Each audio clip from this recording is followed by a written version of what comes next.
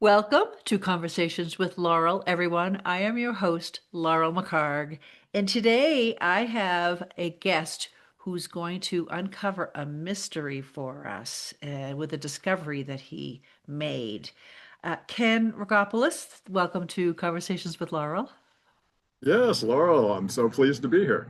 I am pleased to be that you are here as well on this beautiful day. Oh my goodness, where are you coming from?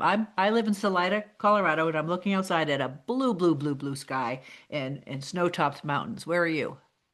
Oh, well, I love Salida, but at the moment I'm in around the Minnesota. I'm in Minnesota, Oh, about an hour outside of Minneapolis, okay. and, All and right. just spent the weekend in downtown, just kind of seeing what's going on, and they're very interesting. Oh, should we talk about that? Did Oh, you feel safe? yes, I did. I was in two different Airbnbs there for 2 different weeks, and so a couple of different locations, and in and amongst a lot of different people, a lot of different colors, a lot of different age groups, this, that, and the next thing, and felt very safe. Perfect. Okay. Okay, good, good. I'm glad to hear that in this time where you are right now has been in the news quite a bit. So anyway, before we get into your discovery and the book that you wrote, The Purest Democracy Banned, and we'll talk about that a little bit more. Tell our listeners out there a little bit about you, Ken Rogopoulos. Who are you? Oh, goodness gracious. That's one of the tougher questions you might I know. ask. I it always is. Yeah. I'm just, I'll call myself just a regular fella. It seems like uh, my life has been pretty normal. I was born and raised in Pasadena, California, like my father. So we have a connection with Pasadena and California, both of which I love. Um, so I was raised there. I went through the school system and through college and so forth. When I was graduated from high school, a little bit after a couple of years, I went into the Coast Guard and served my time in the Coast Guard for 4 years. I Thank ended you. up being a hospital corpsman. I even worked a bit on a buoy tender in the Great Lakes for a year, serving our local large lakes. Um, and was thrilled to be in the Coast Guard, but it was quite an experience. Uh, uh, and I look at what I wrote about, which was also an experience in the military by somebody. And while my experience was nothing in comparison, uh, when you first come across blatant abuse of power in the military, it's an interesting concept to see.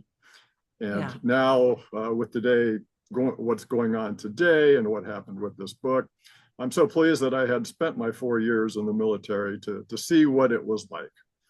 Okay. All right. I don't know if you know, but I am an Army veteran myself. You know, it's funny. I never thought about Coast Guard in the Great Lakes.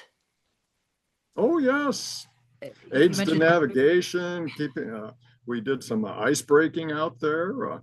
So I spent a year before becoming a hospital corpsman, literally learning how to do all the knots and uh, how to do all the different procedures. It was a very safety oriented uh, job, most definitely. It was a very dangerous job. And the people that were there knew exactly what they were doing and how to do it. I'm incredibly impressed with the Coast Guard and the people that work for them. yeah, buoy tending. What did that entail? Well, aids to navigation. So I was on a buoy tender. So as you go through the Great Lakes or you go into a harbor, there's always a buoy out there that's telling you what to do. Stay left, stay right, this is dangerous, rocks, that type of thing. And so on the Great Lakes, we would every year go out and replace all the buoys and maintain them for shipping. Huh. That's a whole other world that I was not aware of. All right. So now that we know a little bit about you, tell everybody what you discovered and how you discovered it in relation to Oh, this book that you ended wow. up writing. So, in a nutshell, what did you discover? I'm still trying to figure that out, but what I discovered was a penned copy of the Iwo Jima Eulogy that was prepared by the very first Jewish chaplain to serve in the Marine Corps. And he served with the 5th Marine Division on Iwo Jima. And he was asked to put together the eulogy for the 5th Marine Division for their cemetery. So he was to give the eulogy and dedicate the cemetery, but he was banned from doing so. And that same day, his one and only manuscript was lost. Okay. And somehow, in World War II, my father penned an exact copy of that eulogy. And today it is the only known penned copy, handwritten copy of Rabbi Roland B. Gittelsohn's Iwo Jima Eulogy that has been read twice into our congressional record and has been used by Ruth Bader Ginsburg in a Supreme Court speech. It's incredible. Wait a minute. So, how did you find it? Your father had it? My father penned a copy and ended up many years ago, apparently putting it in to this box of family history. And it sat there for years and years. 30 years after my father passes was when I found this document. It was like 2 months after Russia attacked Ukraine. And all of a sudden, out comes this document. And all it is 3 sheets of paper. And it has changed my life. Your okay. Your father penned it from was he there? Was your father at Now, Iwo my Jima? father was not a Marine. My father served in the Army Air Corps. He was stationed on Guam. He was a CFC gunner and B-29 Super Fortress. And they flew 8 missions over Japan before his plane crashed. Now, how exactly he came across a copy of the eulogy and penned it, I do not know, nor will we ever. But he did pen it. He did put it away with a box of Regopoulos family history. It included things like my grandfather and grandparents coming to America. But for my father, he had a small collection of World War II things, photographs, articles, some books. And in there was these 3 sheets of paper. And it was during COVID.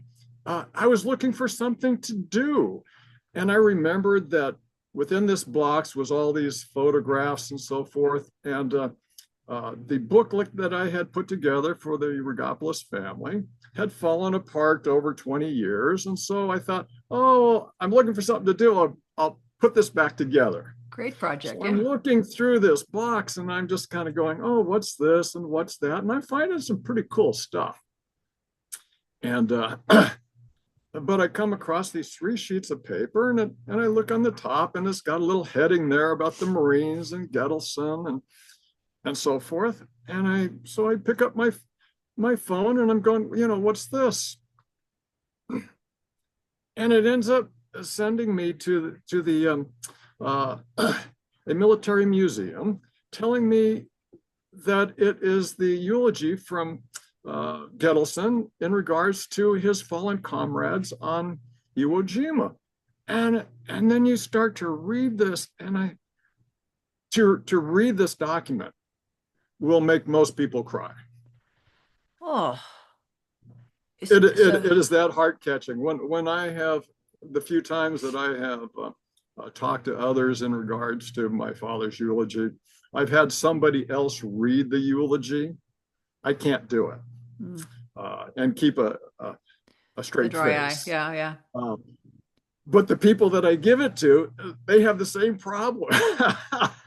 So, so you're no relation to Gittelsohn. No, no, none whatsoever. Had Oh, never okay. heard of the man before, which I question. Why is it that here in America, here's this famous man that has been so suppressed that you and I don't even know about him? Right. No. Incredible. So what compelled you to share this with the world? Oh, Easy question, right? well, as I mentioned, I found this 2 months after Russia attacked Ukraine. Yeah. I saw that in our stance in America about that. I saw that as just kind of a reversal of what I knew as history.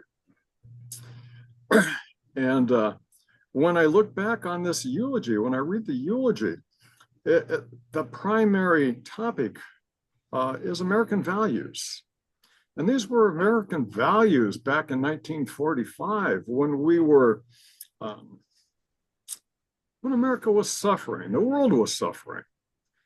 And these words are huge.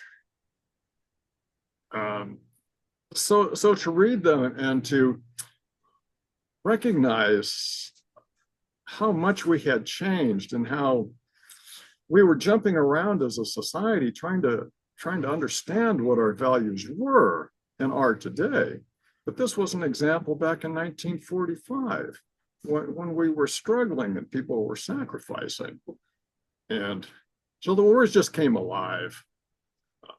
It was a road, to me, it was a roadmap to democracy that I had read about. And when I read the eulogy, and it was just something that people needed to see. Why was it banned? Why was this eulogy banned? Do you know? For, yes, actually, for two reasons. Um, Certainly, this was an anti-Semitic mutiny by Christian chaplains during wartime. Wow. They This was the very first Jewish chaplain to serve in the Marines. So the War Department and the Navy decided we needed a rabbi to serve here in the Marine Corps, and he became the very first one. And he took on the brunt of their bigotry. Christian chaplains had their way, they had control of all things. And now all of a sudden you had somebody that was a non-Christian sharing their bully pulpit. Uh, I know for a fact that his words were typed and shown to all the Protestant chaplains there, and seems like they did not like his pro-democracy words. And he had quite a history of them not liking him as a Jew. He underwent numerous anti-Semitic tropes that happened against him, even to the point where Christian chaplains pick out the most bigoted Christian out there and saying we would kiss the ground he walks on. So as a first Jew to serve in the as a chaplain in the Marine Corps, he underwent a great deal of bigotry, and it was all suppressed, all covered up. Nobody wanted to know about it. So you must have done extensive research for this book, and I'm assuming that that's how you found out about the bigotry and all that. Tell us a little bit about your research process. Where did you find all this information? Okay, well, a lot of the research started out. My father's document was an outlier.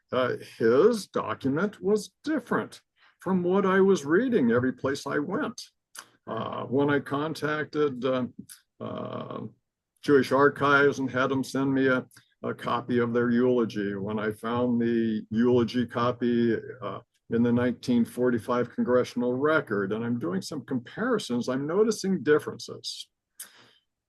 And the very first difference was like the third word in the first sentence, where they put the word perhaps in there. So here the rabbi is making his opening statement for his 5-minute eulogy. And in the very first sentence, they're already changing things. Instead of this is, it now becomes this perhaps. Undercutting And what he wants to say. yes, and so um, that was the beginning of things. So I take a look at the congressional record in 1945, and I see that it's a little different. I research a little bit more, look a little deeper. I see more oddities, an added sentence, changed paragraphs, altered punctuation.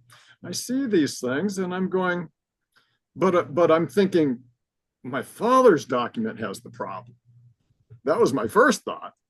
What was wrong with you, Dad? If you penned this, why Ah, did you get it so wrong?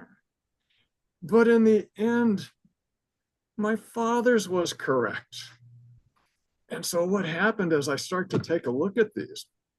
I start to collect all the different important eulogies. Now the eulogy is written in many books, printed in many books, but they all come from a certain source.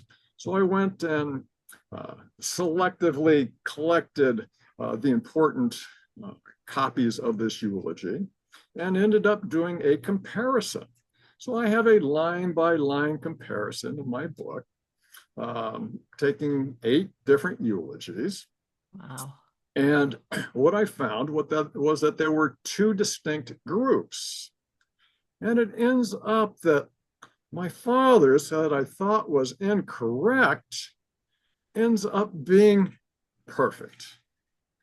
It ends up that in the Marine Corps Iwo Jima Eulogy, there was actually a eulogy in there that was printed in a 1946 book that was like a mirror image of my father's penned copy.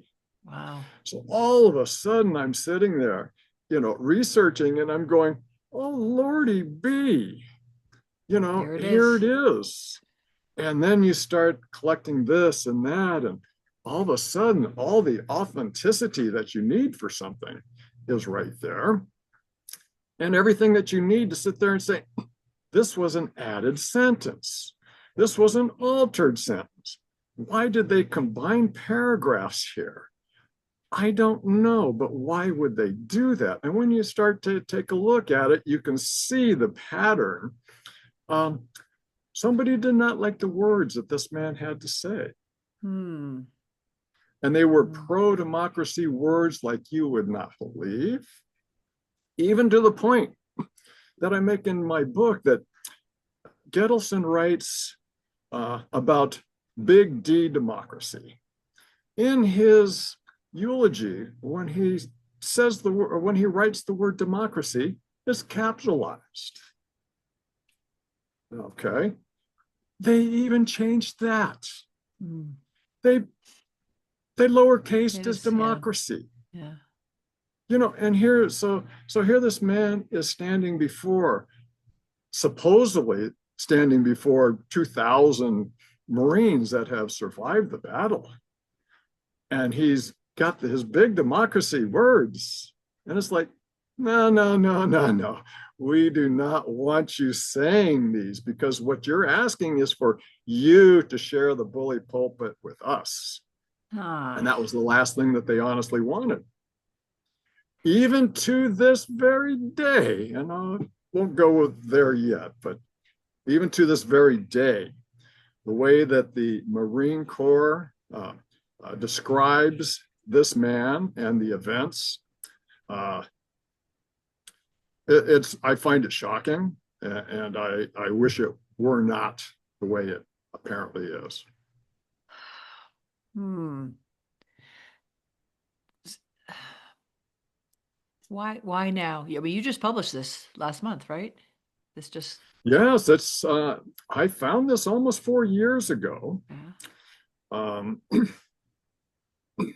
and I started looking into it. Most certainly, I when I first came across this document, and as I started to learn about what had happened on Iwo Jima, there was actually quite the possibility that this was Gittelsohn's lost eulogy manuscript. And for about 2 days, that was what I was kind of running on. And not just myself, but I was sharing this with some friends and family. And they're going, oh, wow, look at this history. This could be his manuscript. And it was like 2 days later or sometime later, I'm looking at the top right hand corner when I noticed Gittelsohn's name is misspelled. And it's like, hey, the man was not going to misspell his own name, you know? so, uh, so that was when it was like, well, then who wrote this thing? And both my wife and I decided, no, it couldn't have been my dad because, well, we just remembered his scrawl later in life because he had Parkinson's disease and he lived with us the last couple of years and so forth. And but when I went back into this box of history that we have, there were postcards uh, Uh, during the wartime from him to his mother, stepmother, um, and it was an exact match. So I had wow. multiple postcards written back in 1945 and so forth, and all of a sudden I'm going, That's "Whoa, his pops! writing. It looks like you wrote this darn thing." Right, right. Yeah. Wow. I have letters from my dad that he wrote home when he was in World War II, back in the, yeah, yeah, back in the Yeah, day. and And well, just I find it rather incredible that my father was a man of faith. And I think this document was incredibly important to him. And while he never mentioned it, when I did find it, I also found his crash photos. I never knew he had crash photographs whoa, in this box. they And, didn't and talk about their experience in war, that generation. no, no, they if you shared with people that knew, they would open up. Mhm. Certainly, I've been a docent in a military museum, a small one, and there's people that come in, and you can get them to talk in there and so forth. But certainly, you can tell when you haven't had a shared experience. Yeah, Just like today, while some people might be looking at war today, you're an armchair warrior. You don't know what it means. And I say that even about myself. I've read, I've studied, I've researched, uh, and no, I do not have the same experience. right. So you learned a lot about Gittelsohn. You learned something about your father. What did you learn about yourself through this process of researching and creating this book? Oh, Another easy question. I, I'll use the word bulldog, but that's probably a bad word. Uh, my family would probably say I get into things and I just don't let them go. Especially when it comes to something so huge about truth. My goodness, um, my life has uh, my occupation. I was a degreed person for occupational safety and health, so EH&S. And so I ran ocean EPA programs for private industry, never for the government. And so working with private industry, you see how, I'm sorry, I think I just kind of lost track a little bit. What'd you learn about yourself? Yes, yes. Uh, I learned that truth was important. I learned that right was important. I learned that power was important. I learned all these things uh, because of my job and interacting with management and how things work. And now I have this book, and it's like, by simply presenting it out there, all of a sudden people are looking at it in a different way. I know I'm looking at life a little bit differently now, based on the words that I'm seeing and what's going on Explain. in this world. Explain how you're looking at things differently. How so? Because basically you're saying that through this discovery, you know, you've changed. Something has Oh, changed in you. absolutely. Uh, so anyway, kind of, I'll just use back to the bulldog. I just kind of keep digging. This was not something that I jumped into and spent 2 weeks of looking at and writing a book. This has been over time with new revelations coming out. What is incredible, when you're looking at something that's 81 years old, there's new history today about what happened 81 years ago. This is the And it 81st anniversary of applies Iwo Jima. Yeah. and it applies to us today when we are talking about isolationism here in America. We're talking about making profits from our enemies. Um, we have all this bigotry that occurred, and it was also suppressed, and now it's there. It's like it popped up in a time of need, is the way I kind of put it. Hmm. Because to read this eulogy, if you don't have a tear in your eye at the end of reading this eulogy, there's almost something wrong. Every person that I've had do this has had a tear in their eye and a crackle in their voice. Well, I won't And ask you to read it oh, no, don't because do that. it's in your book. I'll leave that to others, because to read that is something that I think is today should almost be a requirement. Back in 1945, when this first came out, this was put out in a radio broadcast throughout the United States. It was read and every year through a radio broadcast. It was, anyway, back then it was a huge issue, and it all came out to being the second best military eulogy in American history, The right first next being to Lincoln's Gettysburg Address.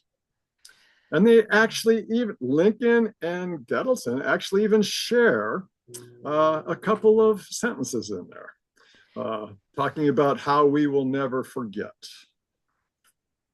Yeah, incredible. Is there a favorite line or a most memorable line? I know it's a hard Um, question, but well, my favorite part, as so this is a eulogy talking over the graves of all these different people, and the one time that he actually brings up religion. There's only one time in a 5-page document that he brings up religion, and it's just beautiful the way he does it. It's just this is what it's all about. This is why we're here. We're here, fighting for the rights of Protestants and Catholics and Jews to have our faith, and so rightfully so. Viewed considerably with the Holocaust in the background and what was happening back then. And here a Jew, very first Jewish chaplain to serve in the Marine Corps, who finds himself on Iwo Jima and the slaughter that went on. And I can't imagine what went on there, but it got written in words that we can take a look at today that haven't changed.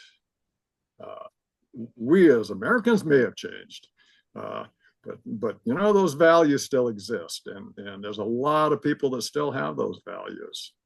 Uh, I think they need to read it again to recognize who we are once again. Yeah. Ken, what do you hope readers will take away from your book? Only the biggest thing is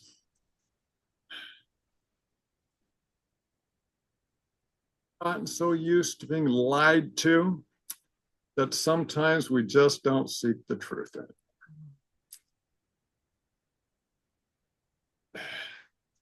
Everything lies, lies, lies. Today today we're essentially in war. I think we're in war because of lies. Um, what happened to Gittelsohn was all about lies. The truth is an amazing thing, and I like it. Even when I'm not on the best side of it, maybe. Truth is still a good thing. It is. And before we started recording, we touched on AI and some of the things that we're discovering with AI. And we're not going to talk about that today, but that influences truth. And it influences people's perception of truth. So again, I don't want to get off onto that tangent, but it's a different world. It is certainly a different world than the world Gittelsohn lived in, and your father and our parents. And yeah. Yeah, it is different, but we cling to those. Um, so many of us do. I think that many of us that enjoy our brothers and sisters, our people around the world. I'm sorry, I have a very difficult time when people want to talk about the value of death here versus the value of death there. A dead American, of course, is so much more valuable than a dead Somalian. Um, I, I'm sorry. No, I hear I, you. I hear you. yeah. Yeah. Yeah. So Boy, this and something. I was supposed to be in the Philippines right now. I don't right now darn today? everything. As of the first of this month, I was planning on finishing my ebook, taking off to the Philippines. But with everything that happened in Minnesota, uh, I decided to come to Minnesota. Uh, Somebody's trying to make a third world nation out of one of our states over here. And so I thought I would come here to see what's going on. And I do have connections here in Minnesota and so forth. As a matter of fact, most of my book was written here in Minnesota, and this is one incredible state. Oh, and I'm glad to hear that. So I'm maybe hearing that there's another something else in the works for your writing. Lordy, lordy, the only thing in the works, I want people to read the eulogy. Number one, just read the eulogy. You don't need my input. You don't need anybody's input. Read the eulogy. Go back and maybe take a look at a little documentary in regards to Iwo Jima. Try to get an understanding of what our history is. Because if we don't recognize that history, we're going to repeat it. They say that we fought World War II. Well, let's see. First was World War I, and then we fought World War II. And, that was supposed to be the end of And things. yeah. And we're sitting right on the cusp of World War III. And, this is exactly what Gittelsohn was talking about. He was very fearful that the democracy that we gained during time of war would be lost during time of peace. My father worried about Wow, that. are we right there? Yeah. Yeah. Are we right there? Yeah. I remember my father Very. saying that his biggest fear was World War III. He's been gone for quite a Yes. while now. Yeah. And we're on the cusp, and if we Americans all want to sleep through this somehow, I don't know. I'm trying to. I'm hopeful that this man's eulogy wakes people up. Can they find this eulogy anywhere other than in your book? I mean, I want them to buy your book and read it in your book, but you Oh, found it. absolutely. Yeah. Um, Understanding, excuse me, that just about every printed eulogy out there is a prejudicial, tainted eulogy. So if you want to go into 98% of the books out there, you will find a tainted eulogy in that book. If you want to find what Gittelsohn actually wrote, there's basically a couple of sources. One, of course, my book, but as I mentioned, uh, let's see here. I'm trying to remember the name of the book, but in 1946, the Marine Corps came out with their own book, and they include the Gittelsohn incident in it, and it gives you the copy of my father, almost a mirror image of my father's eulogy. And so between my father's eulogy and the one that was found in the Marine Corps Iwo Jima journal, it's like they're so close. And then on top of that, there was other documents that come in. There was a fellow there on Iwo Jima, happened to be a Jewish wartime correspondent, who actually attended the service, the Jewish service. Now, they had a cancellation of the interdenominational service, which history never talks about. And instead of giving his eulogy to the entire 5th Marine Division, he gave his eulogy to just 25 Jews in one corner of the cemetery. Oh my gosh. Yes. Wow. And, Talk and about yet, being and banned. yet Yeah. all the news that came out was that here Gittelsohn was, he gave his eulogy to this interdenominational service, and wasn't it all grand and wonderful? And it comes out, it hits our newspapers and it hits our radios that this, look what this fantastic thing that happened. And it was all a hoax Nice. Yeah. on the Whoa. American people. And it was not just 1 and 2 and 3 incidents, but more and more and more. And Mm. one of the interesting parts about this was the rabbi himself was actually complicit. All Oh. new information. I'm telling you, this is not added information to what we already know. It's new history, new information, never been put together Wow. before. So, Ken, do you have any advice to people who might want to uncover lost or hidden history, other than the fact that it might totally consume them? Ah, the total consumption part. Yeah, Yes. the bulldog effect. Well, I think it's important that people do look to see what history is left behind for them. Um, I had this box. It had been there for many years. It was there 30 years after my father passed. I'm going through it for numerous different reasons, but because I knew some of the history that was in it. Um, I knew that there was a book in there that my grandmother left from Professor von Karman, who is one of he actually, so my grandmother worked for Professor von Karman. He was a Jewish immigrant, a scientist who worked for the Jet Propulsion Labs in Pasadena. He was the very first recipient of the National Science Award that was given out by President Kennedy. Wow. So I use this man as an example of immigrants coming to America and how they have benefited. And ultimately even ask the question, gee golly, had certain people not come here, would Hitler have developed the atomic weapon first? Or, Yeah, all the what ifs, yeah. yes, and so uh, my life and livelihood of being in California, in Pasadena. My grandmother lived on the black side of town. Um, we went over there every single weekend.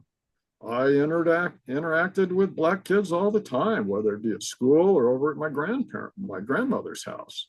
She was probably one or two whites in the whole neighborhood. Um, but that was life in Pasadena. That was life in Southern California. Uh, you know,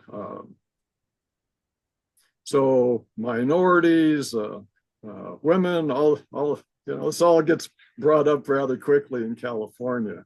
And so that's, I'm glad I was a part of that, because when I come to places like Minnesota and I go out into the countryside and talk to people, there's some people that have not visited even another state, maybe. Right, right, right. But And anyway, we as a species still fear anything that's other, right? I mean, uh, well, but it also leads credence to good things too. If this is where your family's at, you're not thinking of elsewhere. I had an interesting conversation. I had a 10-day stint in the local hospital here. working or as a patient? As a patient, Okay. I didn't know through all of this, but some of what happened was I ended up having a neck problem, and they ended up having to do an 8-hour surgery, and I was in the local hospital there in Minneapolis, and the only chaplain that came by to ever see me was a Muslim chaplain. Never saw a Christian, but that Muslim chaplain would come by, not necessarily every day, but we would talk and we would pray, and something, we pray to the same God, and I'm thrilled about that, and I'm thrilled that man came to see me every day, or close to it. I always wondered where the Christians were. Hmm. But I was right down in I don't know, Somali town or something that maybe people give voice to. Um, but I've even gone to visit Omar, Representative Omar's office. Not that I've ever seen her, but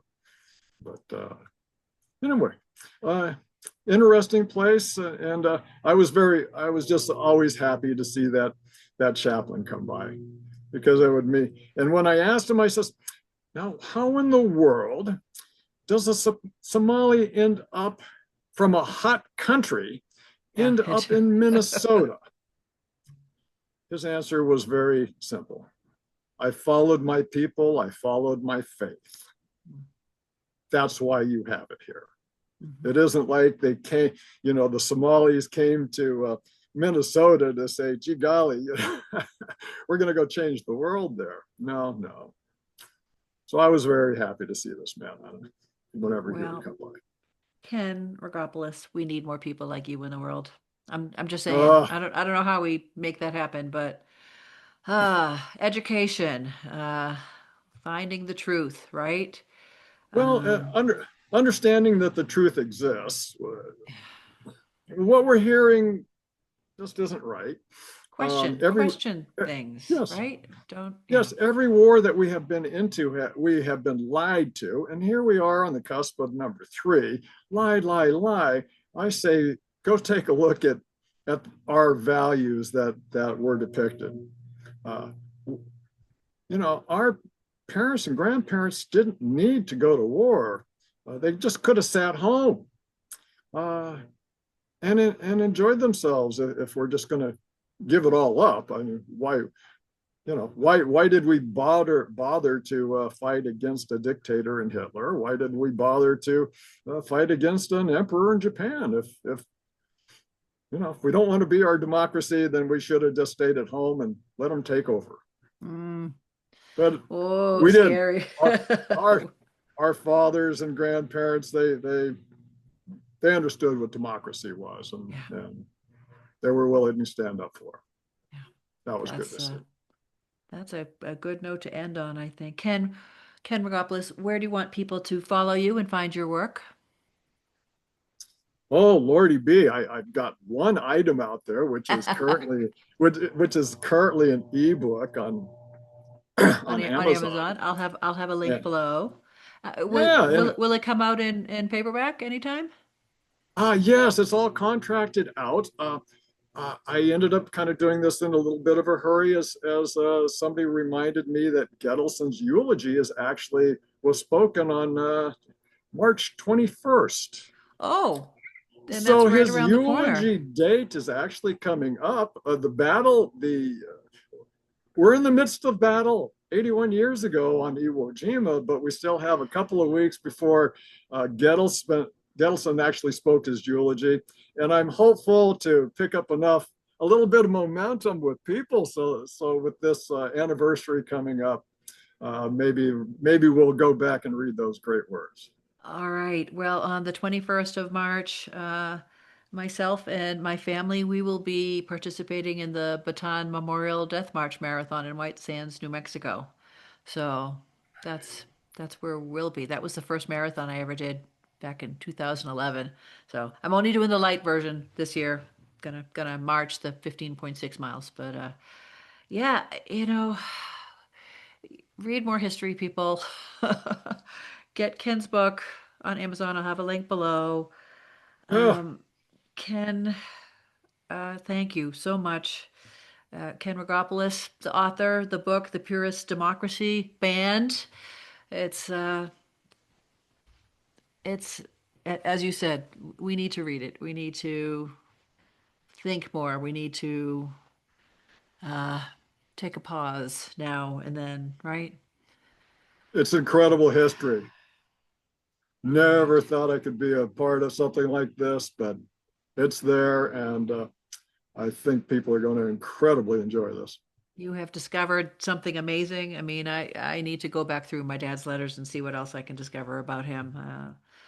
Getting to know your family, your history, other people's history. So I am so grateful to you for bringing this to the world.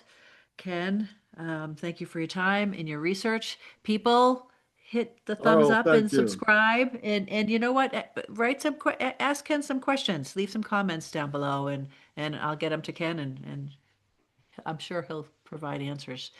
Ken, stay safe. Stay safe. Take Yes, care of your neck, and keep being awesome. Okay.